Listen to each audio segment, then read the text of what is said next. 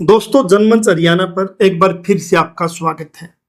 गुरु Jambheshwar university Hisar, जिसमें professor Narsinghram Bishnoi व दूसरे प्रोफेसरों द्वारा किया गया पर्यावरण कंसल्टेंसी घोटाला, उसके बाद हुई शिकायतों और शिकायतों के बाद सरकार द्वारा बैठाई गई विजिलेंस जांच कमेटी और जांच कमेटी द्वारा जो रिपोर्ट सरकार को भेजी गई, हमने सिलसिलेवार इस पर आपके सामने एपिसोड रखे थे। इस पूरी सीरीज में भ्रष्टाचार के आरोपी कितने पावरफुल हैं वो भी हमने आपके सामने रखा था। पहली विजिलेंस जांच ने जब आरोपी प्रोफेसरों पर मुकदमा दर्ज कर घोटाला की गई राशि बरामद कर विश्वविद्यालय में जमा करवाने का सुझाव दिया था, मगर घोटालों से जुड़े प्रोफेसरों ने उस जांच अधिकारी को ही बदलवा दिया। अब जब पहली जांच कमेटी के बाद दूसरे जांच अधिकारी आए, उन्होंने जांच के नाम पर क्या गुल खिलाए वो हमने आपके सामने पहले वीडियो में रखे हैं। मगर दूसरे विजिलेंस अधिकारी ने भी जब अपनी जांच रिपोर्ट में घोटालों से जुड़े प्रोफेसरों पर रूल 8 के तहत कार्रवाई करने की मामूली सी सजा का सुझाव सरकार को दिया, उस मामूली सी सजा को भी टालने के लिए उस समय के कुलपति प्रोफेसर टंकेश्वर कुमार ने व जीजेयू प्रशासन ने क्या गोलमाल किया, कैसे सरकार के आदेशों को मानने की बजाय मनमर्जी की, वो सब हम आपके सामने आज के वीडियो में रखने जा रहे हैं। वीडियो लंबा है, थोड़ा सा टेक्निकल भी है, समझने में थोड़ी समस्या आ सकती है, लेकिन अगर ध्यान से देखोगे तो ये वीडियो पूरी सीरीज का निचोड़ होगा। 25 सितंबर 2017 का एक पत्र जो मुख्य सचिव हरियाणा सरकार का है, ये पत्र आज की स्टोरी का केंद्र बिंदु है। इस अहम पत्र को समझने के लिए कुछ पत्र इस तारीख से पहले व कुछ पत्र इस तारीख के बाद, मतलब कुल 8 पत्रों को बड़ी बारीकी से समझना पड़ेगा। उसके बाद आप इन पत्रों के षड्यंत्र के रहस्य को समझ पाएंगे। सबसे पहले हम पत्र 1 की बात करते हैं। ये पत्र मुख्य सचिव हरियाणा सरकार ने 11 अप्रैल 2017 को अतिरिक्त मुख्य सचिव हरियाणा सरकार तकनीकी शिक्षा विभाग पंचकुला को लिखा। इस पत्र में महानिदेशक विजिलेंस ब्यूरो हरियाणा के सुझाव के अनुसार विजिलेंस जांच में दोषी प्रोफेसरों के विरुद्ध विभागीय कार्रवाई की जाए तथा इस कार्रवाई से इस विभाग को भी अवगत करवाया जाए, ऐसा इस पत्र में लिखा गया। मतलब दोषी प्रोफेसरों के खिलाफ विभागीय कार्रवाई तकनीकी शिक्षा विभाग के निर्देशानुसार गुरु जम्बेश्वर विश्वविद्यालय हिसार को करनी थी। कार्रवाई करने के बाद विश्वविद्यालय तकनीकी शिक्षा विभाग को अवगत करवाएगा। उसके बाद तकनीकी शिक्षा विभाग विश्वविद्यालय द्वारा की गई कार्रवाई से मुख्य सचिव हरियाणा सरकार को अवगत करवाएगा। इस पत्र से यह भी स्पष्ट होता है कि जीजेयू सीधे हरियाणा सरकार को दोषी प्रोफेसरों के खिलाफ की गई कार्रवाई से अवगत नहीं करवाएगा। अब हम आपके सामने दूसरा पत्र दिखा रहे हैं। यह पत्र महानिदेशक तकनीकी शिक्षा विभाग ने 27 अप्रैल 2017 को जीजेयू के रजिस्ट्रार को लिखा। इस पत्र में मुख्य सचिव हरियाणा सरकार के 11 अप्रैल 2017 के पत्र की प्रति भेजकर दोषी प्रोफेसरों के खिलाफ कार्रवाई करने व उस कार्रवाई के बाद तकनीकी शिक्षा विभाग को भी अवगत करवाने के बारे में लिखा गया, ताकि की गई कार्रवाई से मुख्य सचिव हरियाणा सरकार को सूचित किया जा सके। अब इन दोनों पत्रों को ध्यान से देखें तो कहीं भी दोनों पत्रों में जीजेयू हिसार को कहीं ये आदेश नहीं दिया गया कि मुख्य सचिव हरियाणा सरकार से सीधा पत्राचार किया जाए। अब जैसे ही दूसरा पत्र विश्वविद्यालय में आता है तो प्रोफेसर नरसिंहराम बिश्नोई व अन्य दोषी प्रोफेसरों जैसे professor CP Kaushik, professor Anubha Kaushik, professor Parveen Sharma और प्रोफेसर राजेश लोचप को बचाने का खेल शुरू होता है। और इस खेल के मुख्य खिलाड़ी बनकर जो सामने आते हैं विश्वविद्यालय के तत्कालीन कुलपति प्रोफेसर टंकेश्वर कुमार। पत्र आने के बाद यूनिवर्सिटी प्रशासन ने करना क्या चाहिए था और किया क्या, यहां यह समझना जरूरी है। 27 अप्रैल 2017 के तकनीकी शिक्षा विभाग के पत्र के बाद कुलपति प्रोफेसर टंकेश्वर कुमार को सबसे पहले दोनों विजिलेंस जांच में दोषी प्रोफेसर नरसिंह बिश्नोई व दूसरे प्रोफेसरों को सबसे पहले शो कॉज नोटिस देना चाहिए था। जांच में दोषी प्रोफेसर शो कॉज नोटिस का तथ्यों और दस्तावेजों के साथ जवाब देते। उसके बाद जीजेयू कुलपति प्रोफेसर टंकेश्वर कुमार को दोषी प्रोफेसरों द्वारा शो कॉज नोटिस में दिए गए जवाब के तथ्यों व दस्तावेजों की जांच के लिए विश्वविद्यालय से बाहर के 3 वरिष्ठ प्रोफेसरों की जांच कमेटी बनानी चाहिए थी। मगर तत्कालीन कुलपति प्रोफेसर टंकेश्वर कुमार ये भली भांति जानते थे कि अगर दोषी प्रोफेसरों को शो कॉज नोटिस दिया गया तो फिर प्रोफेसर नरसिंह बिश्नोई व दूसरे प्रोफेसरों को बचाना मुश्किल हो जाएगा। इसलिए इन हालातों को टालने के लिए तत्कालीन कुलपति प्रोफेसर टंकेश्वर कुमार ने जून 2017 को विश्वविद्यालय के ही 3 प्रोफेसरों की एक जांच कमेटी का गठन कर दिया। इस जांच कमेटी के बारे में यहाँ ये सबसे मजेदार तथ्य सामने आता है कि इस 3 सदस्यीय जांच कमेटी के किसी भी सदस्य ने हरियाणा की किसी औद्योगिक इकाइयों के हवा व पानी के सैंपल जांच का कार्य कभी किया ही नहीं था तथा उन्हें इस तरह के कार्य का अनुभव भी नहीं था। अब आप स्वयं सोचिए, ये कमेटी कैसी जांच कर रिपोर्ट देगी। इस कमेटी की रिपोर्ट पर खुद ही गंभीर सवाल खड़ा हो जाता है। विश्वविद्यालय में इस जांच कमेटी गठन के समय यह चर्चा भी खूब जोरों पर रही कि इस कमेटी के एक सदस्य प्रोफेसर संदीप राणा प्रोफेसर नरसिंह बिश्नोई के काफी करीबी होने के साथ साथ प्रोफेसर नरसिंह बिश्नोई से काफी जूनियर भी थे। अब अगर थोड़ा पीछे चलते हैं तो प्रोफेसर संदीप राणा का विश्वविद्यालय में आगे बढ़ने का इतिहास देखते हैं तो वह भी काफी आश्चर्यजनक दिखता है। प्रोफेसर संदीप राणा जनवरी 2013 में साइकोलॉजी विभाग में असिस्टेंट प्रोफेसर थे और मार्च 2013 में एसोसिएट प्रोफेसर बन गए और मात्र 8 महीने में नवंबर 2013 में प्रोफेसर भी बन गए। प्रोफेसर नरसिंह के कुलपति बनते ही प्रोफेसर संदीप राणा को अपना सलाहकार नियुक्त कर लिया, जो आज तक इस पद पर कार्यरत है। प्रोफेसर नरसिंह बिश्नोई के जीजेयू कुलपति कार्यकाल में प्रोफेसर संदीप राणा कई जांच कमेटियों के सदस्य भी रहे हैं। अब हम एक बार फिर अपने मुख्य मुद्दे पर आते हैं। इस 3 सदस्यीय जांच कमेटी ने जुलाई 2017 में अपनी जांच रिपोर्ट बिना किसी तथ्यों व बिना दस्तावेजों का परीक्षण किए कुलपति को सौंप दी। कुलपति प्रोफेसर टंकेश्वर कुमार ने इस जांच रिपोर्ट को हाथों हाथ स्वीकार कर लिया और अब इस मामले में आगे कोई कार्रवाई की जरूरत नहीं है, ऐसा फैसला कर लिया। अब यहाँ पर सबसे गंभीर प्रश्न कमेटी गठन के अस्तित्व पर खड़ा होता है कि क्या कुलपति प्रोफेसर टंकेश्वर कुमार राज्य सरकार द्वारा गठित विजिलेंस जांच व जांच रिपोर्ट के तथ्यों का परीक्षण करने व विजिलेंस जांच व दोषी प्रोफेसरों के विरुद्ध कार्रवाई के आदेश के पश्चात क्या विश्वविद्यालय में कोई समानांतर जांच कमेटी गठन कर सकते हैं? हरियाणा सरकार ने विश्वविद्यालय को विजिलेंस जांच में दोषी प्रोफेसरों के खिलाफ कार्रवाई करने का आदेश दिया था, मगर यूनिवर्सिटी कुलपति ने सरकार का आदेश मानने की बजाय जांच कमेटी बनाकर राज्य सरकार के आदेश की अवहेलना ही कर दी। अब इसी जांच कमेटी की रिपोर्ट के आधार पर विश्वविद्यालय प्रशासन 2 अगस्त 2017 को एक पत्र महानिदेशक तकनीकी शिक्षा विभाग को भेजता है।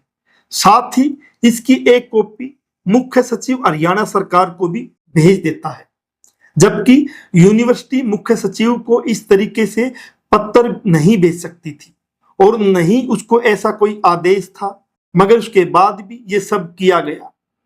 इस पत्र में 3 सदस्यीय जांच कमेटी ने अपनी जांच रिपोर्ट में कहा कि विजिलेंस जांच में दोषी प्रोफेसरों के खिलाफ लगाए गए आरोप विश्वविद्यालय के नियमानुसार कहीं नहीं टिकते हैं, इनका कोई महत्व नहीं है। यहाँ एक आश्चर्यजनक पहलू जीजेयू प्रशासन व जांच कमेटी का भी सामने आता है कि हरियाणा सरकार द्वारा गठित विजिलेंस जांच में professor Narsingh Bishnoi, professor Narendra Kumar Bishnoi, professor CP Kaushik, professor Anubha Kaushik, professor Parveen Sharma व प्रोफेसर राजेश लोचप दोनों विजिलेंस जांच में शामिल होते हैं। यहां जांच प्रक्रिया में शामिल होना तो विश्वविद्यालय के नियमानुसार है, मगर जांच रिपोर्ट में दोषी पाए जाने पर कार्रवाई के आदेश विश्वविद्यालय के नियमानुसार नहीं है, इसलिए इन पर कार्रवाई नहीं हो सकती है। अब सोचिए कैसे राज्य सरकार के आदेशों की धज्जियां जीजेयू प्रशासन व जांच कमेटी उड़ाती रही। अब हम थोड़ा और आगे बढ़ते हैं। 2 अगस्त के इस पत्र के करीब करीब 48 दिनों के बाद 19 सितंबर 2017 को महानिदेशक तकनीकी शिक्षा विभाग ने कुलपति गुरु जंबेश्वर विश्वविद्यालय हिसार को एक पत्र और भेज दिया। इस पत्र संख्या 4 को बड़े बारीकी से समझने की जरूरत है। यही वो मुख्य पत्र है जो इन पत्रों के षड्यंत्र के रहस्य को खोलता है। इस पत्र में 19 सितंबर 2017 को महानिदेशक तकनीकी शिक्षा विभाग ने सीधे जीजेयू कुलपति को एक बाध्यकारी आदेश दिया। इस पत्र के माध्यम से यह भी बताया कि जीजेयू प्रशासन द्वारा 2 अगस्त 2017 को लिखे पत्र को जब राज्य सरकार के समक्ष रखा गया तो मुझे इस संबंध में राज्य सरकार से निर्देश प्राप्त हुआ है कि राज्य सरकार ने पहले ही इस संबंध में निर्णय लिया हुआ है कि कुलपति दोषी अधिकारियों को चार्जशीट इशू करे, जो कि स्टेट विजिलेंस ब्यूरो के सुझाव पर आधारित है। अब जनमंच हरियाणा आपको इस पत्र के महत्व को समझाता है। राज्य सरकार ने महानिदेशक तकनीकी शिक्षा विभाग के माध्यम से ये साफ संदेश दिया कि जीजेयू प्रशासन ने जो 2 अगस्त 2017 को पत्र भेजा उस रिपोर्ट को सरकार ने स्वीकार नहीं किया, मतलब खारिज कर दिया। यूनिवर्सिटी द्वारा बनाई गई कमेटी व उसकी रिपोर्ट को खारिज कर दिया और इसी के साथ कुलपति के इस मामले में आगे और कार्रवाई न करने के सुझाव को भी नहीं माना, बल्कि कुलपति को दोषियों के खिलाफ कार्रवाई करने का स्पष्ट आदेश भी जारी कर दिया। वह कार्रवाई करके एक्शन टेकन रिपोर्ट भी मांग ली। अब इस पत्र के बाद कुलपति कार्रवाई करने के लिए बाध्य थे, मगर कुलपति प्रोफेसर टंकेश्वर कुमार ने सरकार के आदेशों की कोई परवाह ही नहीं की। परवाह क्यों नहीं की, ये यहां जरूर सोचने का विषय है। अब यहां बारी आती है आज की स्टोरी की सबसे महत्वपूर्ण पत्र, जिसको मुख्य सचिव हरियाणा सरकार ने 25 सितंबर 2017 को लिखा था। इसी पत्र के आधार पर लगातार कुलपति व जीजेयू प्रशासन अपने आप का बचाव करता रहता है। इस पत्र को बारीकी से समझने की जरूरत है। ये पत्र मुख्य सचिव हरियाणा सरकार ने 25 सितंबर 2017 को महानिदेशक राज्य विजिलेंस ब्यूरो के पत्र क्रमांक 2002/ राज्य चौकसी ब्यूरो हरियाणा 14 फरवरी 2017 के संदर्भ में तथा इसमें जीजेयू प्रशासन के 2 अगस्त 2017 के लिखे पत्र की प्रति को सूचनार्थ भेजी जाती है। अब जनमंच हरियाणा आपको बारीकी से इस पत्र में लिखी गई एक एक लाइन का मतलब समझाता है। वास्तव में ये पत्र महानिदेशक विजिलेंस विभाग पंचकुला हरियाणा को लिखा गया, न कि महानिदेशक तकनीकी शिक्षा विभाग व जीजेयू हिसार को। पत्र को देखकर साफ क्लियर होता है कि ये 2 विभागों के बीच सूचनार्थ पत्र व्यवहार था।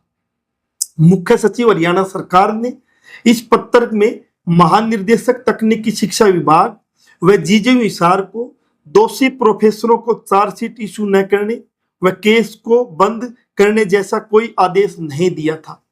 स्क्रीन पर दिखाई गई ये वही 2 लाइनें हैं जिसमें मुख्य सचिव हरियाणा सरकार ने महानिदेशक राज्य विजिलेंस ब्यूरो को जीजेयू वाले पत्र की प्रति के साथ सूचना देनी थी।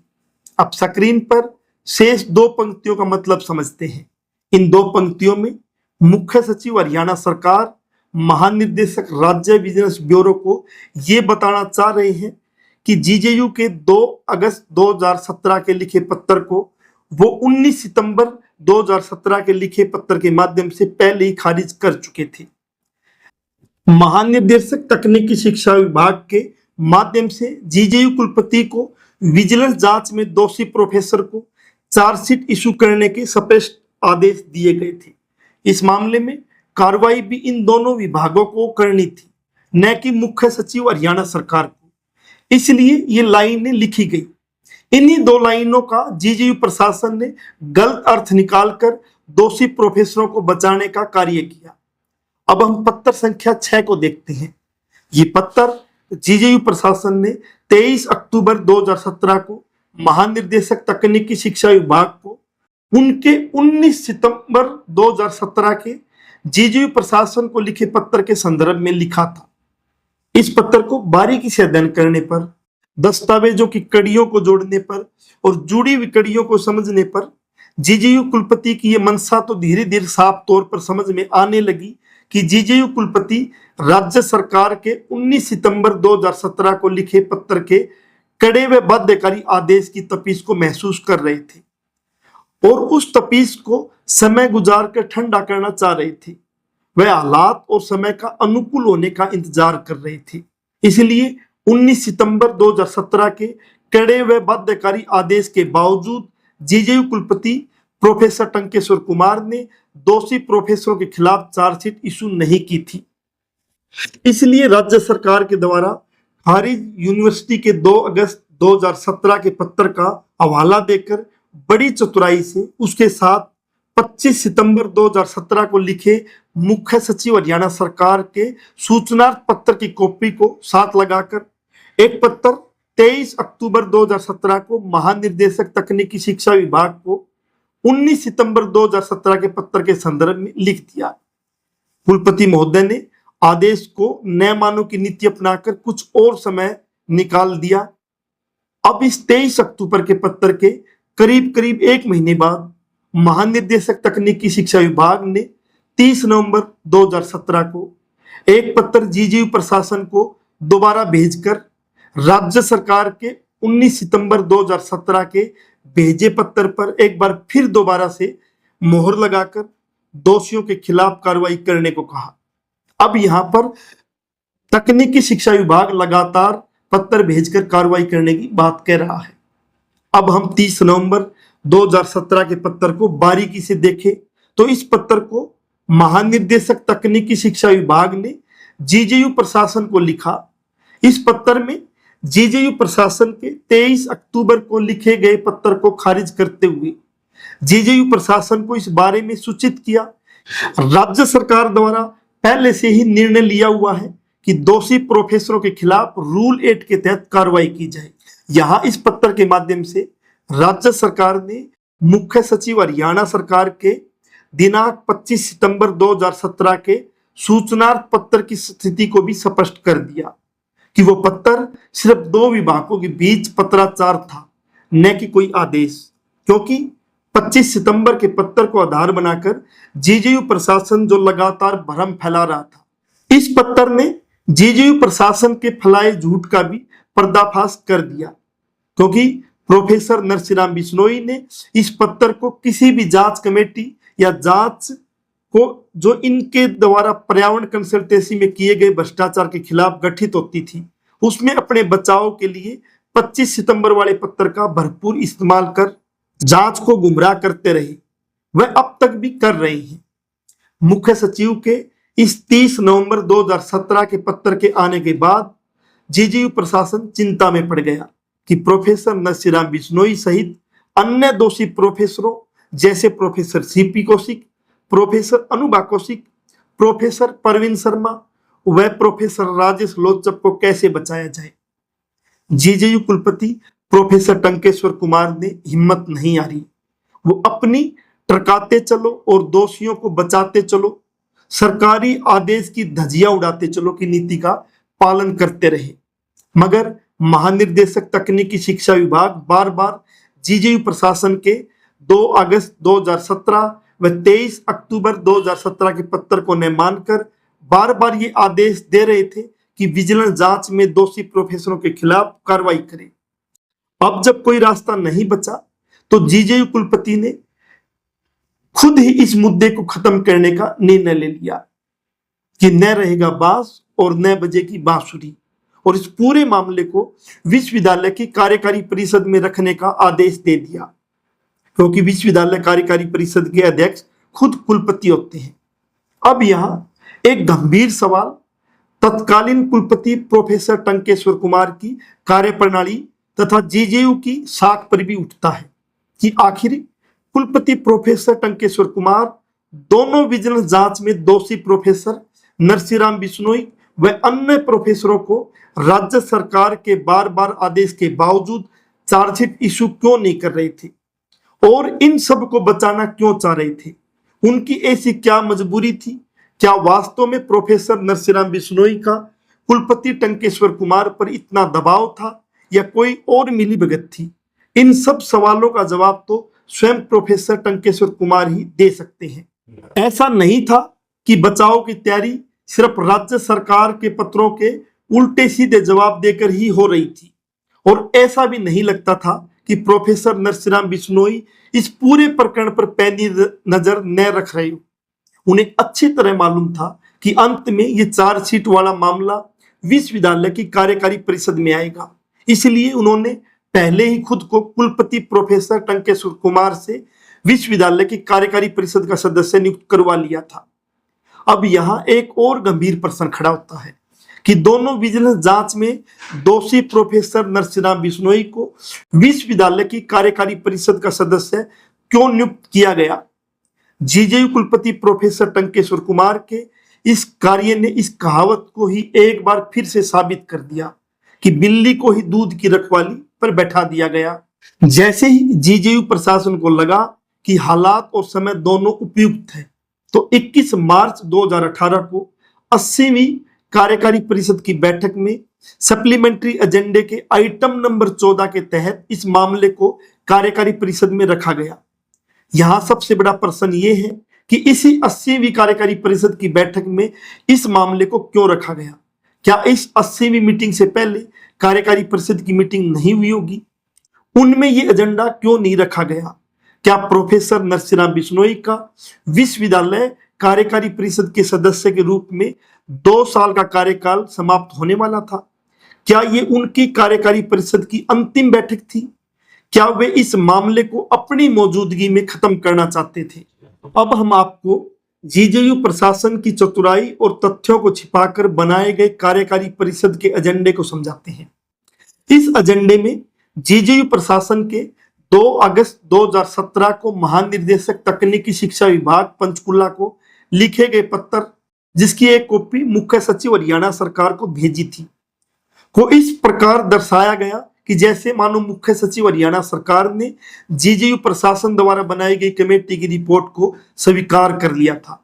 वह इसकी सूचना मुख्य सचिव हरियाणा सरकार ने 25 सितंबर 2017 को लिखे पत्र के माध्यम से जेजेयू प्रशासन को अवगत करवा दी थी। जबकि जेजेयू प्रशासन के इस झूठे दावे की वास्तविकता बिल्कुल विपरीत है। वास्तविकता यह है कि मुख्य सचिव हरियाणा सरकार ने महानिदेशक तकनीकी शिक्षा विभाग को 19 सितंबर 2017 को लिखे पत्र के माध्यम से जेजेयू प्रशासन के 2 अगस्त 2017 को लिखे पत्र को न मानकर दोषी प्रोफेसरों के खिलाफ कार्रवाई के जेजेयू कुलपति को बाध्यकारी आदेश दिए जा चुके थे। इसका मतलब मुख्य सचिव हरियाणा सरकार ने जेजेयू की कोई जांच रिपोर्ट को स्वीकार नहीं किया था। इस एजेंडे में जेजेयू प्रशासन ने ऐसे दिखाया कि मुख्य सचिव हरियाणा सरकार व तकनीकी शिक्षा विभाग पंचकुला दोनों अलग अलग रूप से कार्रवाई के आदेश दे रही है। जैसे मुख्य सचिव हरियाणा सरकार ने तो जेजेयू जांच कमेटी की रिपोर्ट को स्वीकार कर लिया है, मगर तकनीकी शिक्षा विभाग जेजेयू की जांच रिपोर्ट स्वीकार नहीं कर रहा है। लेकिन वास्तविकता इसके बिल्कुल विपरीत है। तकनीकी शिक्षा विभाग मुख्य सचिव हरियाणा सरकार के निर्देशों के तहत ही कार्य करता है और इस मामले में भी कर रहा था। जेजेयू प्रशासन ने एजेंडे में 2 अगस्त 2017 व 23 अक्टूबर 2017 को लिखे 2 पत्रों का संदर्भ दिया था, मगर ये नहीं बताया कि राज्य सरकार ने 2 अगस्त 2017 वाले पत्र को 19 सितंबर 2017 वाले लिखे पत्र के द्वारा निरस्त कर दिया था और 23 अक्टूबर 2017 वाले पत्र को 30 नवंबर 2017 वाले लिखे पत्र के द्वारा निरस्त कर दिया था। अब हम अंतिम पत्र 8 को समझते हैं। ये पत्र जेजेयू प्रशासन द्वारा 3 मई 2018 को महानिदेशक तकनीकी शिक्षा विभाग को उनके 23 को लिखे पत्र के संदर्भ में वह जीजेयू कार्यकारी परिषद के फैसले की सूचना दी। अब यहां सबसे बड़ा गंभीर प्रश्न तकनीकी शिक्षा विभाग पर भी उठता है, क्योंकि विश्वविद्यालय की कार्यकारी परिषद में तकनीकी शिक्षा विभाग व वित्त विभाग हरियाणा सरकार के सदस्य भी प्रतिनिधि के तौर पर मीटिंग में शामिल होते हैं। उन्होंने विश्वविद्यालय कुलपति के गुमराह करने वाले इस एजेंडे पर चुप्पी क्यों साध ली? क्या ये चुप्पी किसी गहरी साजिश की तरफ इशारा करती है? इस पत्रकांड के रहस्य के कुछ प्रश्न आज भी हवा में तैर रही हैं। क्या कभी दोनों विजिलेंस जांच में दोषी जीजेयू के वर्तमान कुलपति प्रोफेसर नरसिंहराम बिश्नोई पर कभी कोई ठोस कार्रवाई होगी? क्यों राज्य सरकार अपने छोटे से आदेश की भी पालना नहीं करवा पाई? क्या इस पत्रकांड के सूत्रधार रहे जीजेयू के पूर्व कुलपति प्रोफेसर टंकेश्वर कुमार पर भी कोई जिम्मेदारी तय हो पाएगी? क्या तकनीकी शिक्षा विभाग कभी अपने जीजेयू कार्यकारी परिषद के उस प्रतिनिधि पर भी कोई कार्रवाई करेगा जिसने बैठक में आइटम नंबर 14 को गलत पास होने दिया? क्या विजिलेंस जांच में दोषी professor CP Kaushik, professor Anubha Kaushik, professor Praveen Sharma, professor Rajesh Lochak पर भी कभी कोई कार्रवाई होगी? सभी पत्र हमने आपके सामने रखे हैं। अब आपको तय करना है कि पत्र क्या बोलते हैं और भ्रम क्या फैलाया गया है। जनमंच के साथ आप बने हुए थे, नई अपडेट के साथ दोबारा हाजिर होंगे। तब तक के लिए शुक्रिया।